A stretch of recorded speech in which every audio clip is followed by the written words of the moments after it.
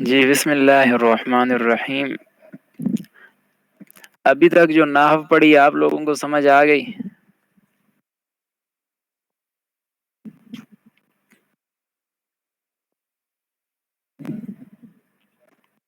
اس میں شروع میں ہم نے پڑھا لفظ.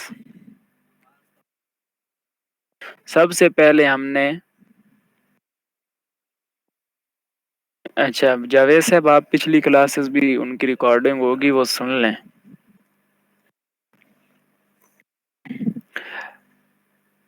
یہ جو نحو اور صرف آپ پڑھ رہے ہیں نا، ان کے سارے ٹاپک کی ایک ترتیب ہے. یوں سمجھیں کہ یہ جو نحو اور صرف آپ پڑھ رہے ہیں، یہ ایک پورا ان کا ایک چین ہے مضامین کا. اگلا ٹاپک آپ کو تب سمجھ آئے گا جب آپ پچھلے والا ٹاپک سمجھ چکے ہوں گے. چونکہ یہ ساری نحو اور صرف جو ہے، یہ ساری بیسک انفارمیشن ہے آپ کے لیے. پوری نحو ہم پڑھ لیں گے، پوری کتاب، اور پوری کتاب بھی آپ کے لیے روز ایک نیا ٹاپک ہوگا، جو کہ تب سمجھ آئے گا جب آپ پچھلے ٹاپک سمجھ چکے ہوں گے. تو اس لیے اگر کچھ احباب وہ ہوں جو جن کی پچھلی ریکارڈنگ رہ جاتی ہے یا پچھلی کلاس اٹینڈ نہیں کر پاتے، تو وہ پچھلی کلاس سنا کریں، پھر ان کو اگلی کلاس سمجھ آیا کرے گی. ورنہ ان کو اگلی کلاس سمجھ نہیں آئے گی تو اس میں استاد کا قصور نہیں ہوگا. جس کی کوئی پچھلی کلاس رہ جائے تو وہ پچھلی سنے گا، اس کو تب اگلی کلاس سمجھ آئے گی. ٹھیک ہے. یہ صرف اور نحو جو بھی فن کی کتاب ہے، اس کے اندر یہی مسئلہ ہے. اس کا پچھلا ٹاپک سمجھ آیا ہوا ہو تو اگلا ٹاپک سمجھ آتا ہے، ورنہ وہ سمجھ ہی نہیں آتا. فقہ کی کتاب ہے، اس میں ایسا نہیں ہے. اس میں اگر آپ پچھلی کلاس نہیں بھی سن چکے، اگلی کلاس میں آپ اس کو شروع سے بھی سمجھ سکتے ہیں، کیونکہ وہ فن کی کتاب نہیں. اس کے اندر بس مسائل ہیں سیدھے سیدھے، وہ آپ آسانی سے سمجھ سکتے ہیں. تو شروع میں نحو کی ڈیفینیشن شروع ہوئی، تو اس کے اندر یہ تھا کہ نحو کے اندر دو کام ہوں گے. نمبر ایک، آخری حرف کا اعراب جانا جائے گا. نمبر دو، جملے بنانا سیکھا جائے گا. جملے بنانے کی ترکیب معلوم ہوگی. یہ جو ترکیب کا لفظ آپ نے ڈیفینیشن میں پڑھا ہے نا، اس کا ایک خاص مفہوم ہے جو آگے آئے گا، پھر میں آپ کو بتاؤں گا کہ ترکیب کیا چیز ہے. پھر آپ نے نحو کا فائدہ پڑھا کہ نحو کا فائدہ کیا ہے، کہ آدمی لکھنے پڑھنے بولنے میں عربی کلام کے اندر جو مسٹیک ہوتی ہیں ان سے بچ جاتا ہے.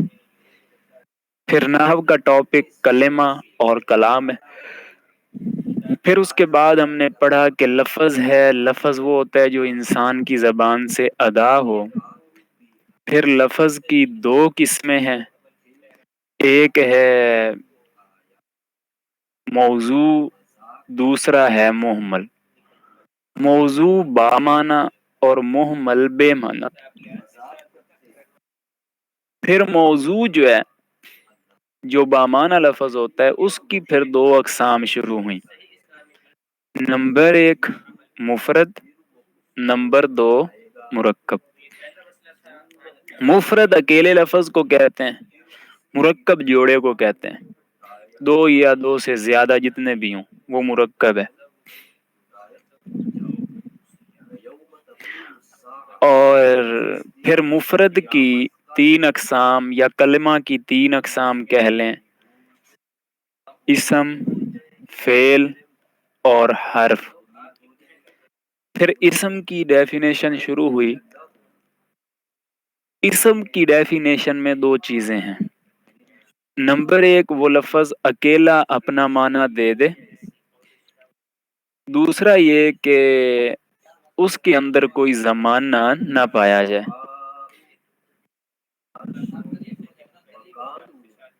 پھر اسم کی ہم نے 4 علامات دیکھ لی تھیں کہ اسم وہ ہوتا ہے جس کے آخر پہ تنوین آ جائے، اسی طرح دوسری یہ کہ شروع میں الف لام آ جائے، اور تیسری یہ ہے کہ آخر میں گول تا آ جائے۔ چوتھی کیا تھی؟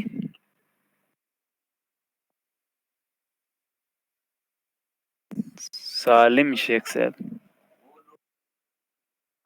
جی، چوتھی کیا تھی؟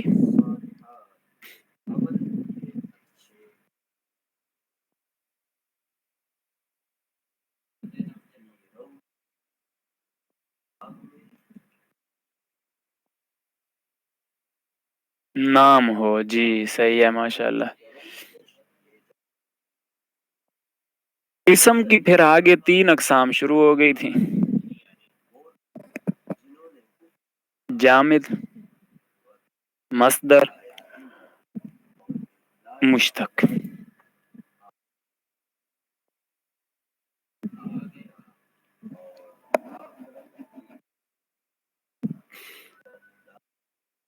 اس میں اب ہم مصدر کو سمجھ رہے تھے۔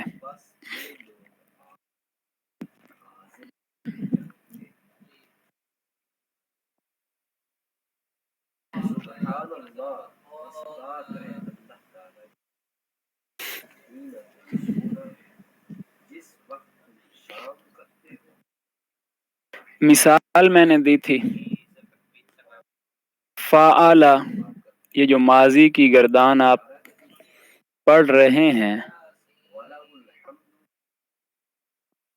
فعل، فعلو، اور دوسرا ہے فعلا۔ اسی طرح آگے ساری گردان جو ہے فعلتو وغیرہ، سارے 14 صیغے جو ہیں۔ اب یہ فعلا کہاں سے آیا ہے؟ فعلن کے لفظ سے۔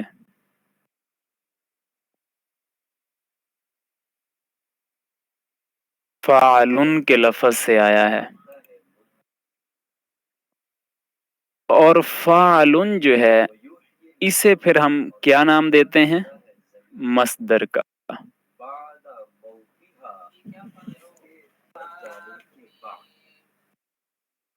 مصدر۔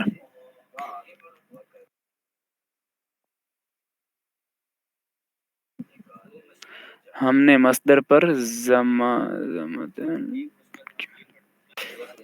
مصدر پہ کہتے ہیں کہ یہاں پہ 2 پیش کیوں لگائی ہے؟ اس لیے کہ مصدر جو ہے نا یہ اسم ہے، اور اسم پر جب الف لام نہیں ہو تو پھر اس کے اوپر تنوین لگائی جائے، اور اسی طرح کچھ اور بھی ریزن ہوتے ہیں جس کی وجہ سے تنوین نہیں آیا کرتی، ورنہ اسم کے اوپر جب اکیلا ہو تو اس کے اینڈ پہ تنوین آتی ہے۔ وہ چیزیں آگے ہم پڑھیں گے کہ کچھ ایسی وجوہات ہوتی ہیں کہ جن کی وجہ سے اسم پر تنوین نہیں آتی، ورنہ اسم پہ تنوین آنا ہوتی ہے۔ فتحتین کہتے ہیں کہ جب فعلن لکھا ہے تو اس کے اوپر پیشیں کیوں لکھی ہیں، اس کے اوپر زبر یا زیر کیوں نہیں لگا دی؟ اس لیے کہ عربی کے اندر جب بھی کوئی اکیلا لفظ لکھا جاتا ہے نا، دیکھیں کہ اصل چیز جو ہے نا 3 اعراب ہیں آپ کے پاس، ایک ہے پیش، ایک ہے زبر، اور ایک ہے زیر۔ ان میں جو اصل اعراب ہے کسی بھی لفظ کے اینڈ پر، کسی بھی لفظ کے آخری حرف پر، کیونکہ نحو میں تو آخری حرف پہ گفتگو ہوتی ہے، تو ان میں اصل جو اعراب ہوتا ہے نا وہ پیش والا ہوتا ہے۔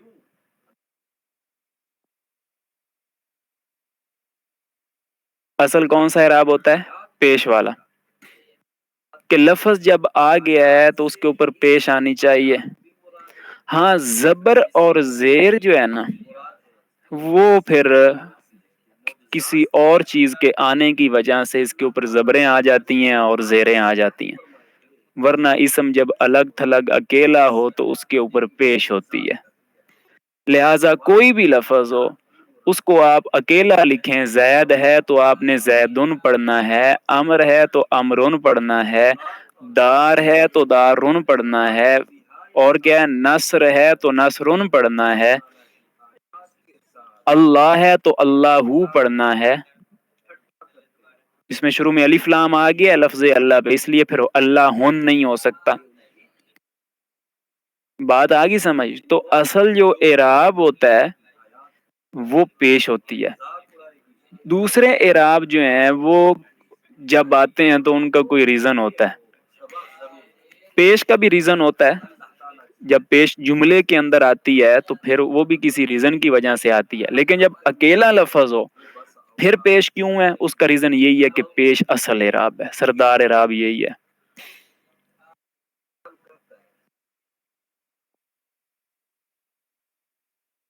جی ہاں جی، تو اس پہ عرفان ہوں، اس کو بھی اس کے اوپر بھی پیش پڑی جائے گی، عالم ہے تو عالمن پڑھا جائے گا، سالم ہے تو سالمون پڑھا جائے گا۔ تو بات چل رہی تھی کہ فعلن یہ مصدر ہے،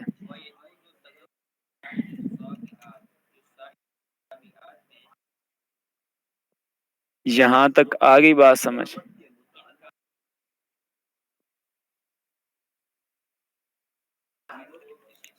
اب جیسے میں نے مثال دی ہے کہ فعلن سے فعلا کی گردان نکلی، آپ نے پڑھ لی، اسی طرح فعلن جو مصدر ہے اس سے اسم بھی بنتے ہیں، جیسے فاعلن،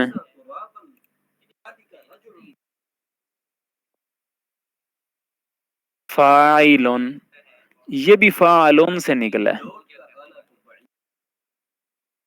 مفعولن یہ بھی فاعلن سے نکلا ہے۔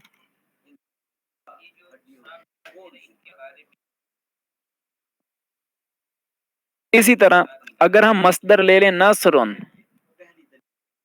اس سے لفظ نکل آتا ہے ناصرن،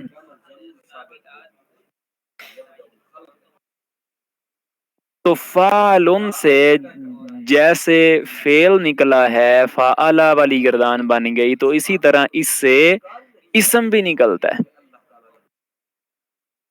جیسے فاعلن، مفعولن، وہی فاعل لام ان کے اندر ہے دونوں لفظوں کے اندر، اور نصرن یہ مصدر ہے، اس سے ناصرن۔ بات آ گئی سمجھ؟ منصورن دوسرا آ جائے گا، صحیح ہے ماشاءاللہ۔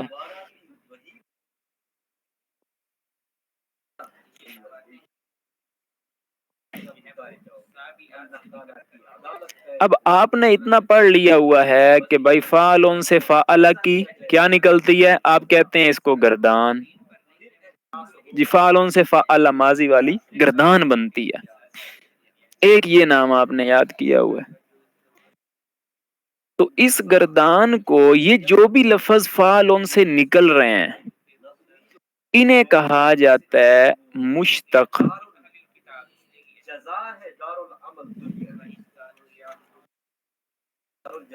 انہیں کیا کہیں گے، مشتق۔ یہ جو فعلن یا مصدر سے جو الفاظ بھی نکل رہے ہیں ان سب کو جو نام دیا جاتا ہے ایک ہی نام جس میں یہ سارے آ جائیں وہ ہے مشتق۔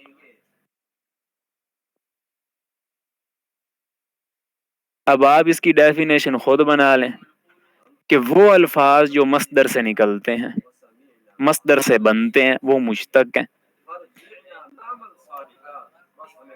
صحیح؟ یہاں تک بات کلیئر ہے؟ کیوں جی عبدالعزیز خان صاحب؟ مصدر بھی سمجھ آ گیا کہ مصدر خود تو کسی سے نہیں بنا ہوتا، اس سے کئی الفاظ بنتے ہیں، وہ جو کئی سارے الفاظ بنتے ہیں وہ مشتق کہلاتے ہیں۔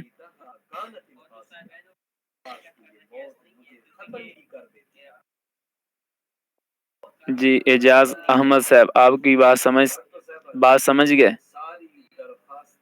فیض احمد صاحب بات سمجھ گئے؟ امجد صحیح صاحب سمجھ آئی؟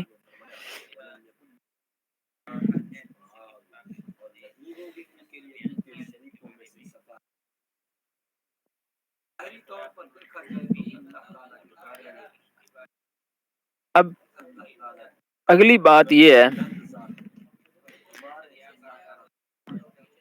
کہ آپ لوگوں کے ذہن میں اب بات یہ پھنسی ہوئی ہے، ہمیں کیسے پتا چلے گا کہ مصدر اس کا کیا آتا ہے؟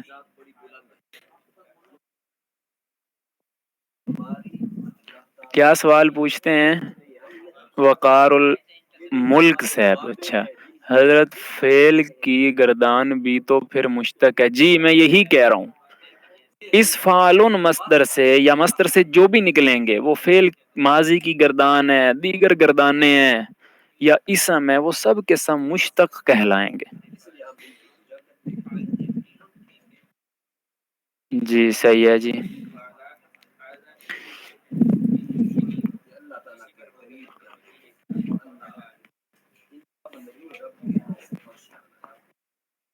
جی ہاں، مشتق دراصل اب دیکھیے کہ مصدر اسم ہے نا، اسم سے فعل بھی نکل رہے ہیں جو آپ نے گردان ماضی کی پڑھی، اور یہ اسم بھی نکل رہے ہیں. یہ جو اسم نکل رہے ہیں یہ اس میں مشتق ہوں گے، یعنی وہ اسم جو مصدر سے بنے، اور فعل مشتق وہ ہوگا کہ وہ فعل جو مصدر سے نکلے. دو کیٹیگری بن گئی نا، فعل بھی نکل رہا ہے تو اسم بھی نکل رہا ہے، تو فعل والے کو ہم کہیں گے یہ فعل مشتق ہوا ہے مصدر سے، اور جو اسم نکل رہے ہیں انہیں ہم کہیں گے کہ یہ اسم ہے جو اس سے نکل رہا ہے. مشتق کا مطلب یہی ہے کہ کسی دوسری چیز سے جو نکل کے آتا ہے، یہی مشتق کا معنی ہے. اور مصدر ہوتا ہے صدور، صادر کرنا، یعنی کہ جو جس سے چیزیں نکل رہی ہیں صدور ہو رہا ہے. جیسے یہ کہتے ہیں، یہ میں لکھ رہا ہوں نا، اس کو عربی میں ہم کہیں گے جی لکھنے کا صدور ہو رہا ہے استاد سے، لکھنے کا صدور ہو رہا ہے، لکھنا صادر ہو رہا ہے. کیا مطلب؟ لکھنا ان سے نکل رہا ہے. تو اسی طرح الفاظ کا صدور ہو رہا ہے مصدر سے، یعنی الفاظ جو ہیں وہ مصدر سے نکلتے جا رہے ہیں، تو وہ مصدر ہے. اور مشتق جو خود دوسروں مصدر سے نکل کے آ رہے ہیں وہ مشتق ہوتے جائیں گے.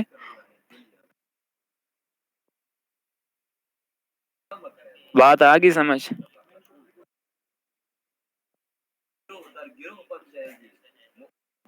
جی وقار صاحب، فخر صاحب.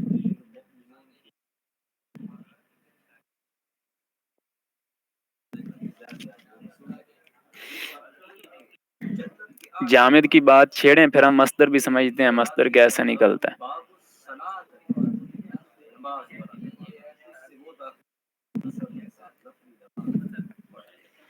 ایک تو اس کے میسج اٹک جاتے ہیں، نیچے ہوتا ہی نہیں ہے. میں بیٹھا رہتا ہوں، شاید آپ کے جواب نہیں آ رہے. مختصر اسم ہی ہیں مشتق اسم. جی ہاں طارق صاحب، میں نے بتا دیا نا، مشتق اسم بھی ہو رہے ہیں اور فعل بھی ہو رہا ہے.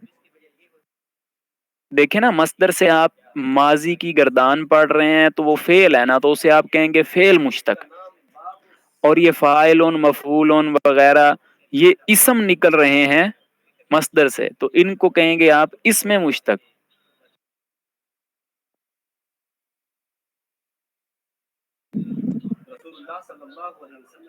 مصدر مشتق نہیں ہے نا طارق صاحب.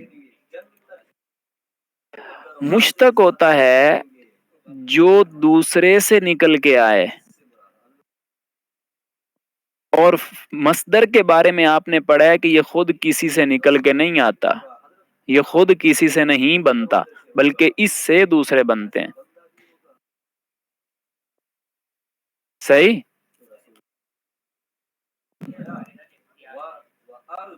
مصدر مشتق نہیں ہوتا. جی جی صدور سے نکلا ہے جی.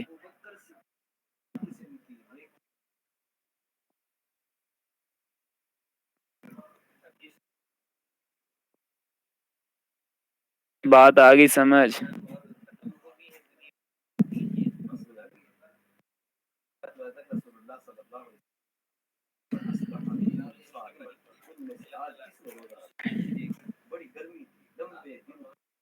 تیسرے نمبر پہ ہے جامد، جو کہ پہلے نمبر پہ ہے۔ جامد وہ ہوتا ہے، جی ہاں عبد المنان صاحب، دونوں نکلتے ہیں، میں نے اگزامپل دی کتنی ساری۔ دیکھیں نا، فعلن لفظ ہے،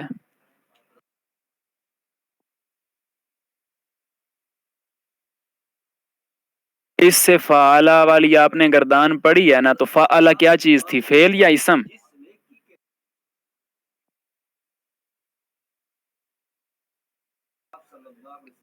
نہیں نہیں، وہ بولیں جنہوں نے سوال کیا ہے، یہ فعل ہے، یہ فعل ہے، فعلا فعلا فعلو ماضی ہے نا، تو یہ کہلائیں گے فعل مشتق، اور دوسرا فعلن سے فاعلن، ناصرن، اس طرح کے جو لفظ نکل رہے ہیں یہ اسم ہے، ان کو ہم کہیں گے اسم مشتق۔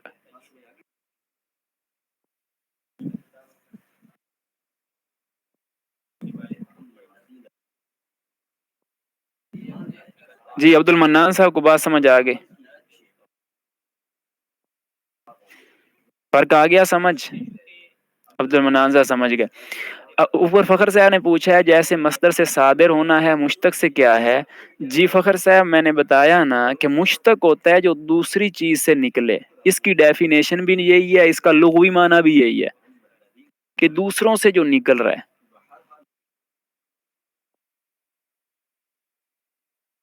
شاید سب کی طرف آواز کلیئر نہیں ہے، مجھے تو یہ لگ رہا ہے۔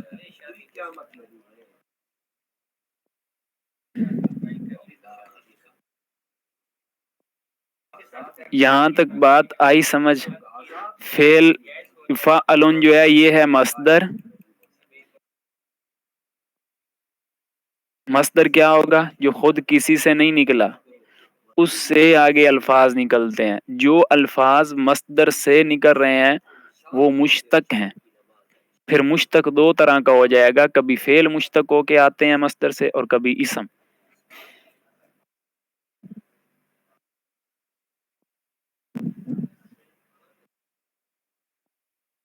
کیا لکھتے ہیں شعر یار صاحب؟ اسم مشتق کے بارے علامات آخری حرف پر تنوین ہوتا ہے اور فعل مشتق میں تنوین نہیں ہوتا۔ نہیں، یہ تنوین والا فرق یہ کوئی ایسا ایگزیکٹ وہ فرق نہیں ہے، یہ بدلتے رہتے ہیں، اس کا کوئی نہیں مسئلہ۔ اس میں دوسرے ایگزامپل دے کے سمجھا دیں۔ دوسری ایگزامپل لیں جی، دوسری ایگزامپل میں کہتا ہوں آپ فعلن صرف پڑھا ہے تو میں اسی کو ہی ابھی چھیڑوں، ابھی زیادہ الفاظ ہوں گے تو آپ پریشان نہ ہو۔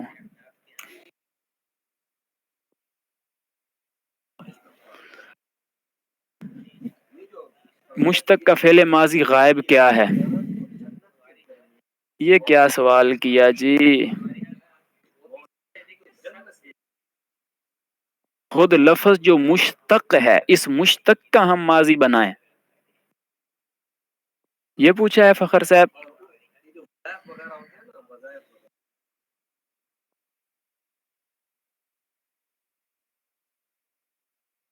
ہاں سالم صاحب صحیح کہہ رہے ہیں۔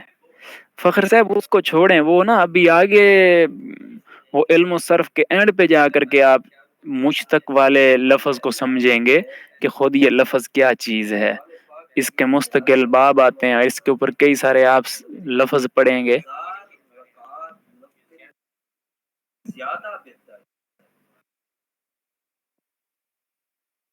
ہاں یہ کاشف صاحب صحیح مثال دے رہے ہیں، ماشاء اللہ۔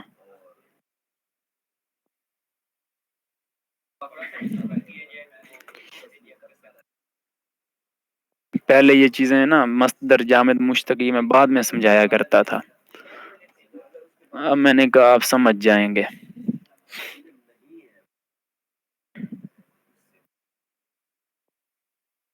جامد کو حل کریں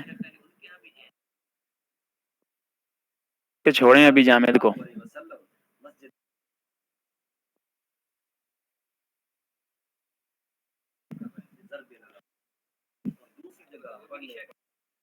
جامد لفظ بھی بتا رہا ہے، جمود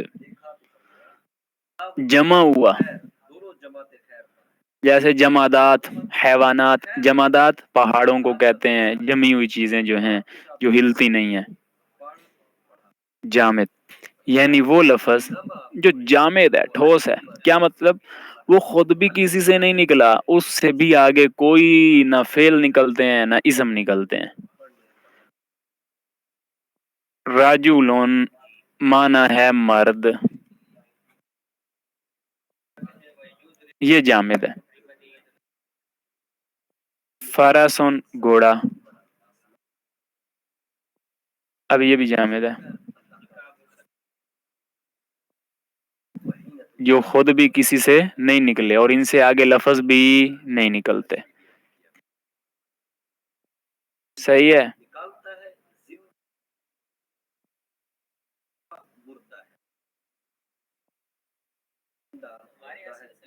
جی سید عبداللہ صاحب کیا سوال کیا؟ کیسے نکالا آپ نے کس چیز کو؟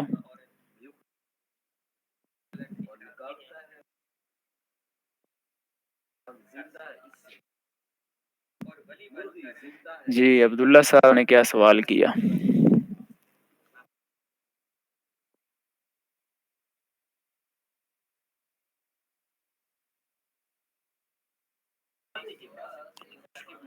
جامد کا مصدر،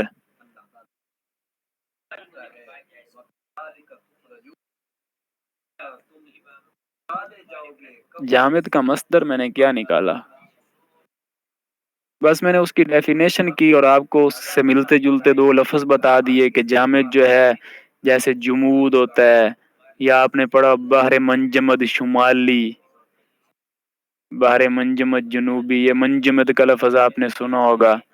اور اسی طرح جمادات حیوانات، تو اس میں جمادات ہوتے ہیں وغیرہ، یہ مثالیں دی میں نے۔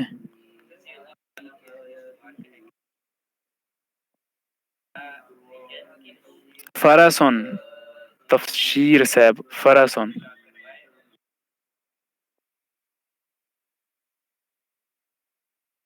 ساجد صاحب نہیں، ضروری نہیں کہ مصدر کا پہلا لفظ مفتوح ہو، ضروری نہیں ہے۔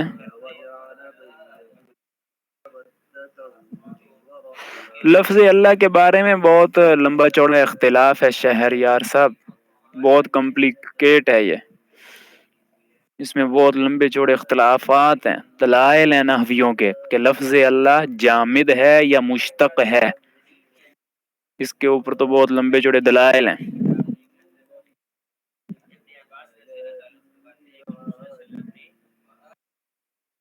جی ہاں سالم صاحب صحیح لکھا۔ سوال رہ گیا جی مدثر صاحب کا، کیا کیا اوپر؟ اچھا اوپر ہے جی، جامد کی مثال راجل دی گئی ہے، مگر راجولانی سے راجولینی بھی تو نکلا ہے، یعنی چھوٹا آدمی نہیں، اس سے دوسرے لفظ نہ نکلتے ہوں، یہ جو گردانیں نہیں نکلتی، جیسے آپ نے گردان پڑھی فعلا فعلا فعلو، راجل سے اس طرح کی گردانیں نہیں نکلتی۔ ایک دو لفظ وہ تو جمع بنتا ہے اس کا، واحد تثنیہ جمع، وہ واحد تثنیہ جمع بنتے ہیں، لیکن پوری گردانیں نہیں چلتی۔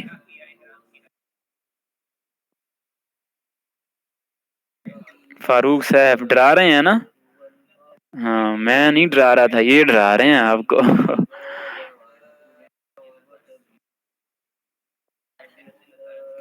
فاروق صاحب کہاں سے ہیں آپ؟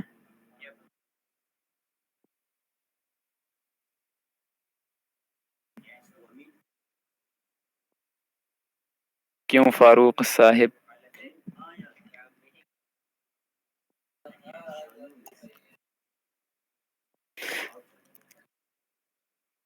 تو اسم تین قسمیں ہم نے پڑھی، نمبر ایک جامد، نمبر دو مصدر، نمبر تین مشتق۔ اب کتاب میں ان کی ڈیفینیشن دیکھ لیں، صفحہ نمبر 5۔